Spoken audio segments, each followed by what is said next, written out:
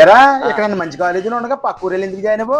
అంటే మా చుట్టాల్లో ఒక డాక్టర్ ఉన్నారు, ఆయన చెప్పారని, ఇంకా బయటకు వెళ్తే ఎక్స్పోజర్ ఉంటుందని అందుకని ఇక్కడ జాయిన్ అయ్యాను. మంచిదే. ఆహా. యాదవకి ఇక్కడ సీట్ వచ్చి ఉండదు అలా ఓడి చెప్పకూడదు. అమ్మ. ఏరా డాక్టర్ చదువుతున్నావంట, ఇంజక్షన్ చేయడం వచ్చా? అది ఇంకా నేర్పించలేదండి, తర్వాత నేర్పిస్తారు. పోనీ మందుల సీట్ అయినా రాస్తావా? మందులు కూడా నేర్పించలేదండి, తర్వాత నేర్పిస్తారు. అన్ని వాళ్ళే నేర్పించాలేటి, నువ్వేం చదువుకోవా? ఇప్పుడు కోర్స్ చదువుతానండి, కొన్ని రోజులు చదువుతానండి మళ్ళీ. అంటే జీవితాంతం అలా చదువుతానే ఉంటావు అన్నమాట. చదువుతానే ఉంటానండి బాబు.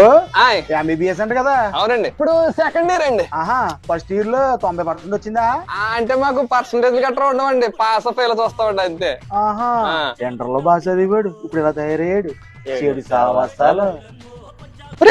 చిన్న గారు ఫోన్ చేశాడు, బైపీసీ తీసుకుంటాను అనుకుని చూడు. హలో రే చిన్న, ఏంటి పిచ్చెక్కిందేంటి బైపీసీ అంటున్నావంట? ఒరే దోలు తీరిపోతురా, నన్ను చూడలేదా నువ్వు? ఎంపీసీ తీసుకుని మీ ఫ్రెండ్స్ నీకన్నా ముందే సెటిల్ అయిపోతారు. అది నాన్న జాయిన్ ఒరే మీ నాన్న చెప్పాడు అని చెప్పి తీసుకున్నావురా బాబు, దోలు తీరిపోవట్లేదు ఇక్కడ. అది నాన్న స్పీకర్ లో ఉన్నాడు అన్న. ఓడి అమ్మ, నాకే సంబంధం లేదు. మెడికల్ అమ్మాయిలు బాగుంటారంట కదరా? మా క్లాస్ లో ఎవరు బాగోరా? బాగున్న వాళ్ళు అందరూ సీనియర్లు పట్టుకెళ్ళిపోతారా. అంటే మీకేమి అన్ని చెప్తారు వీడికి మరి బాబు. హలో, ఆ దగ్గు వీడియో ఒకటి పంపించాను, అది చూసి అలా ఫాలో అయిపో. ఆయుర్వేదం. డాడీ అలాగా పంపించకండి, మంచిది కాదు, నేను ఉన్నాను కదా. అరే అలా అలాగే అంటాడు, నేను చెప్పింది ఫాలో. డాడీ నేను శంకర్ ఎంబీబీఎస్ కాదు, రంగరావు ఎంబీబీఎస్ చేశాను.